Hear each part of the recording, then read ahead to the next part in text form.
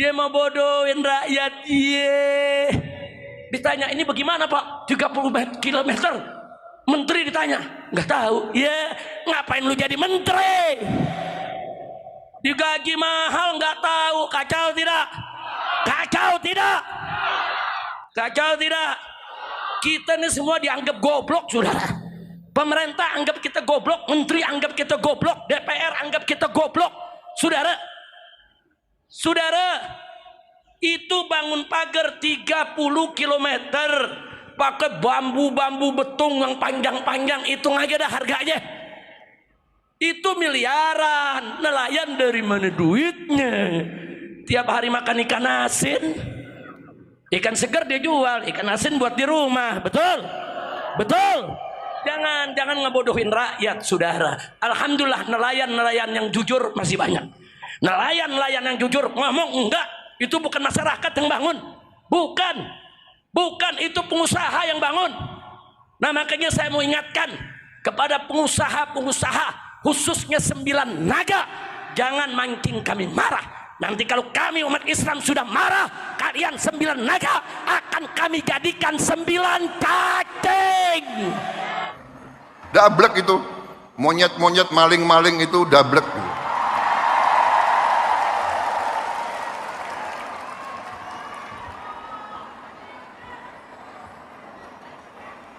Enggak sadar-sadar, ya. Kita jangan ikut pecah belah itu adalah kegiatan mereka-mereka yang tidak suka sama Indonesia. Dari ratusan tahun diveda et impera itu adalah taktik strategi untuk memecah belah umat dan bangsa Indonesia. Gak usah dihiraukan. Kita harus biasa bicara apa adanya. Yang benar itu benar, yang tidak benar itu tidak benar. Presiden nggak tahu, lu buta. Kacau tidak? Kacau tidak? Matahari terbit dari timur, turun di barat. Kita harus bicara apa adanya. Jangan coba-coba merubah-rubah.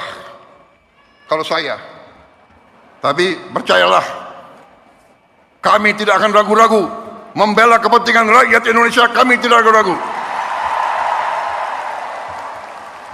Saya katakan, saya siap mati untuk bangsa dan rakyat Indonesia.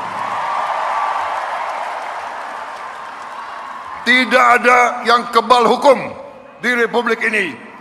Di bawah Presiden Republik Indonesia Prabowo Subianto, Gibran Rakebuming Gibran, dengan semua kabinet, tidak ada yang kebal hukum.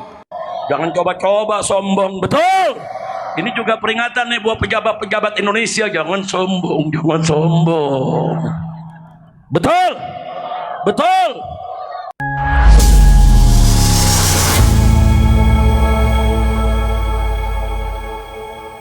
Kan selamat untuk bangsa Indonesia, karena telah dianugerahi Allah seorang presiden yang sejak beliau masih aktif di TNI, itu sudah saya gadang-gadang untuk menjadi presiden, dan alhamdulillah akhirnya yang saya gadang-gadang ini akhirnya diberikan juga oleh Allah untuk bangsa Indonesia. Dan untuk sementara untuk Pak Prabowo, mohon jaga kesehatan, semoga Bapak kuat. Dan terus bersemangat sampai 10 tahun lah paling sedikit kalau yang saya mau itu. Karena saya melihat bahwa Indonesia itu, paradok Indonesia itu sudah berjalan lama. Ya, tanpa mengurangi rasa hormat saya kepada semua pemimpin bangsa yang sudah berprestasi, mulai dari Pak Habibie, Gus Dur, kemudian Pak Bu Megawati, Pak SBY, Pak Jokowi. Tetapi ada satu hal yang terus-menerus menggelisahkan saya sebagai anak bangsa gitu, yang tidak pernah minta uang sebagai agamawan kan gitu.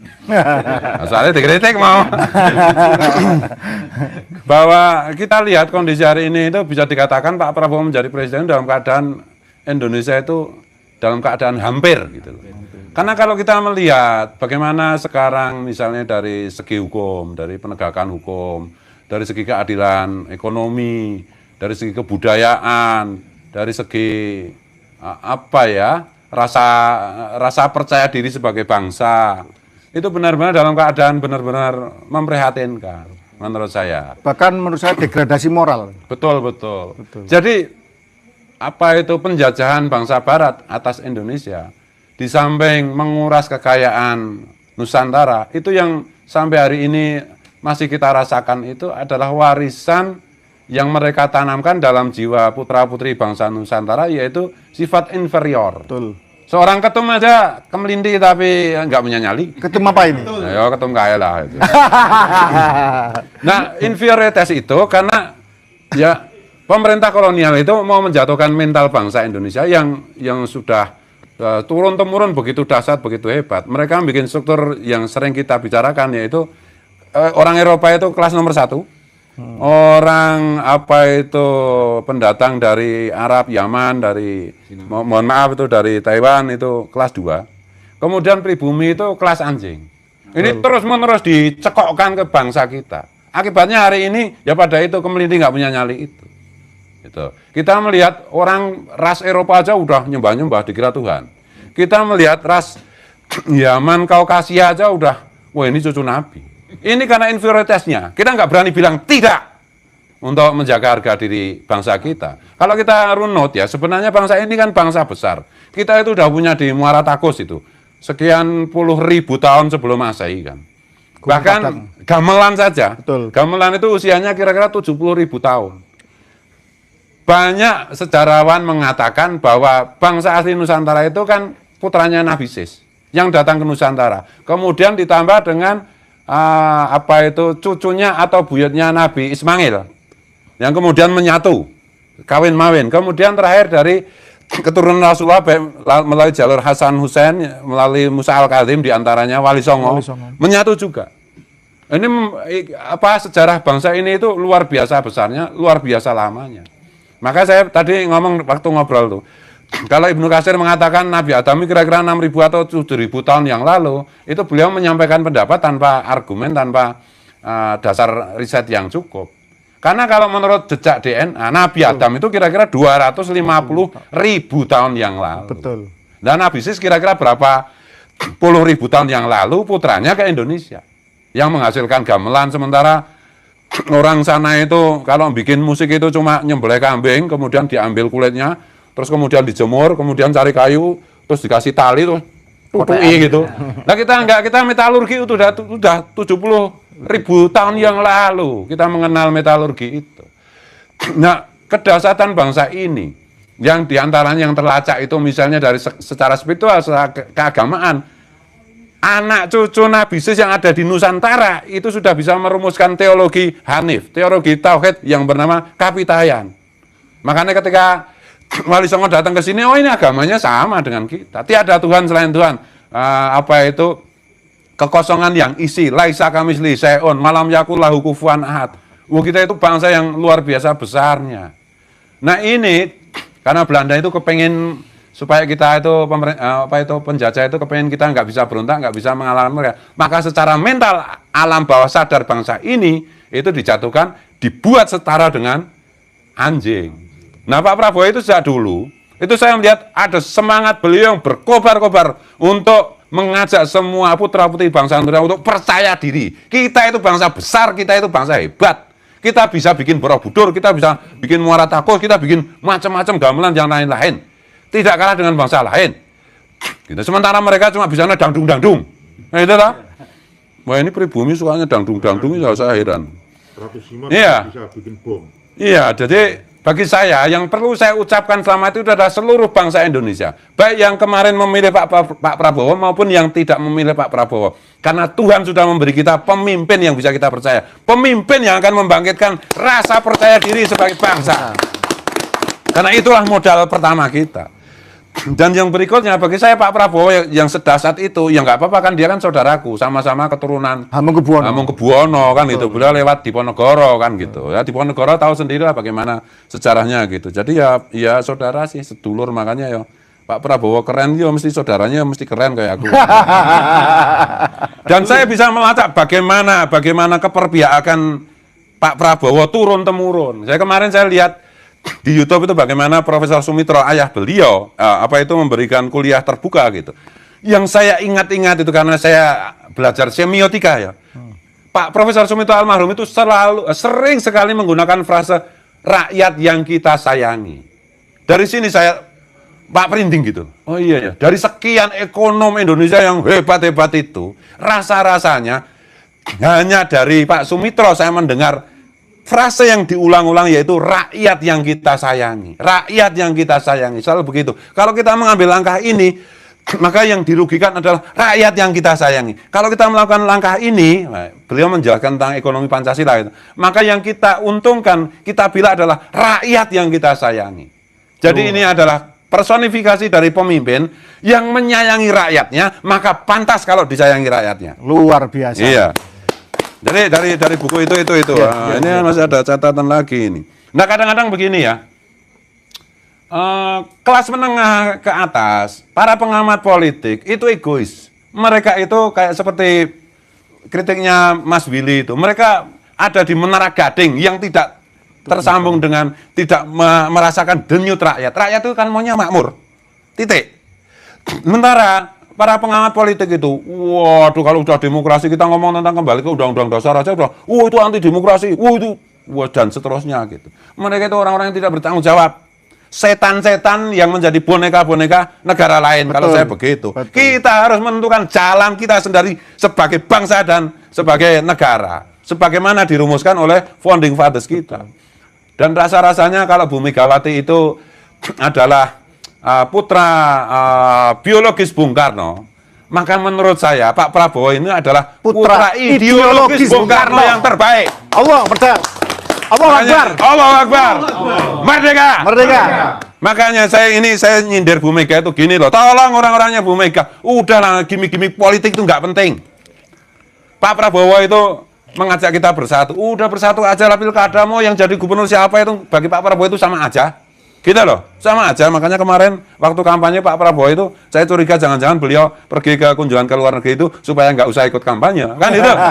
Karena bagi Pak Prabowo itu Jakarta mau dipimpin siapapun sama aja. Kalau nggak menurut Pak Prabowo sikat, betul, kan itu.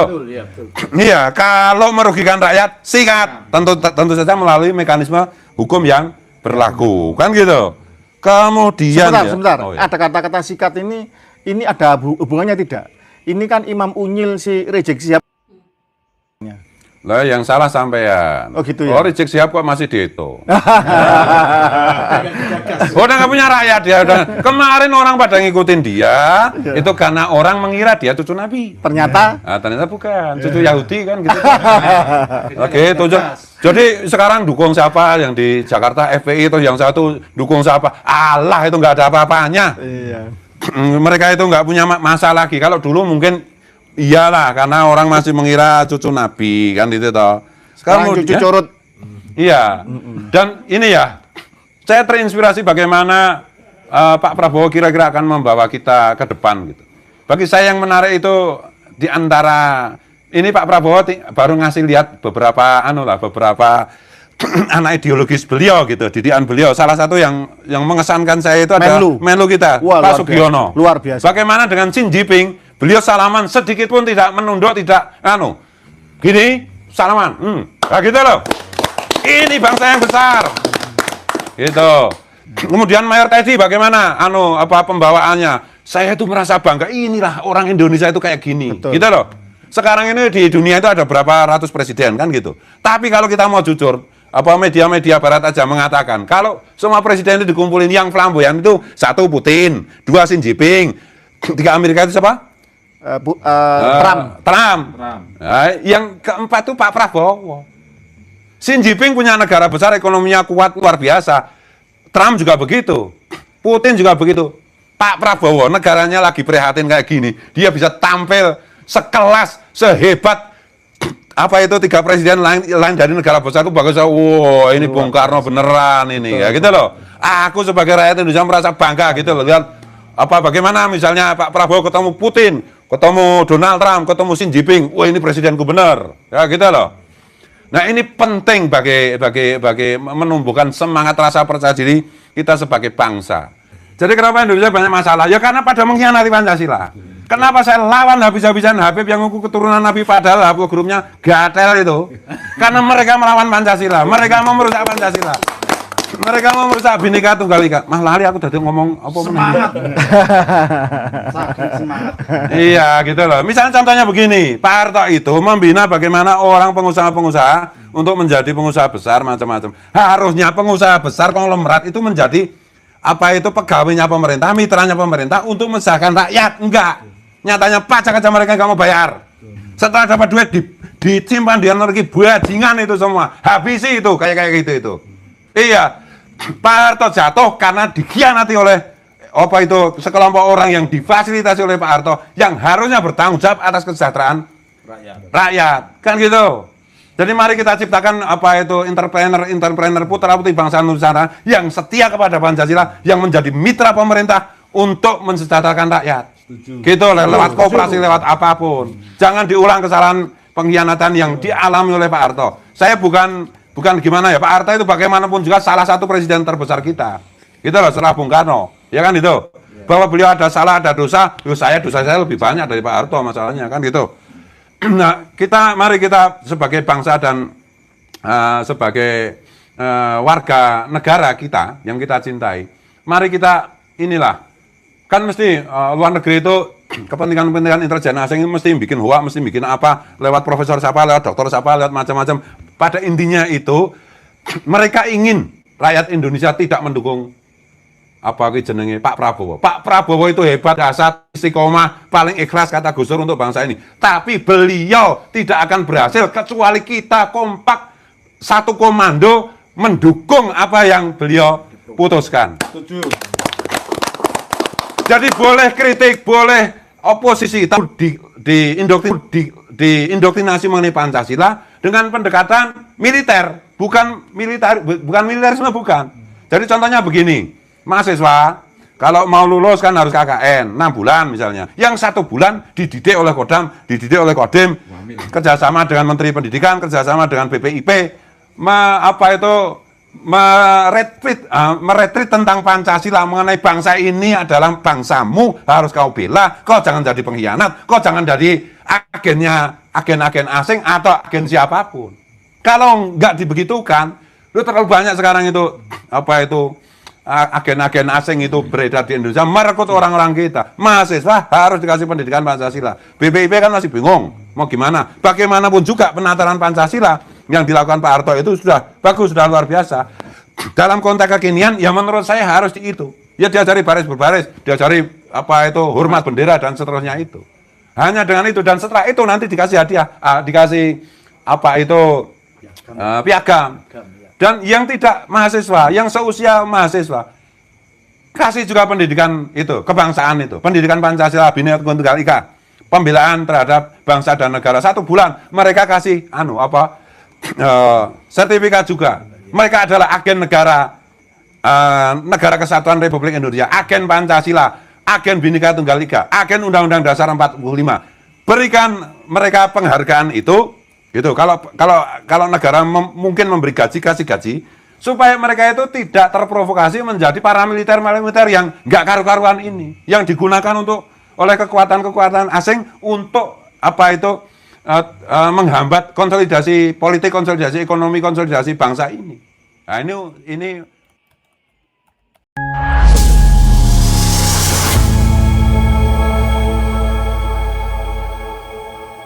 Itulah tadi ungkapan dari Rizik yang mengkritik pemerintahan Bapak Prabowo. Namun tadi kita sudah dengar bersama pidato dari Bapak Prabowo Subianto serta diskusi bersama Gus Fuad yang membahas tentang visi dan misi Bapak Prabowo Subianto. Semoga saja video kali ini bermanfaat. Terima kasih sudah selalu support Arman Al-Fatih. Kita jumpa lagi di video selanjutnya. Assalamualaikum warahmatullahi wabarakatuh.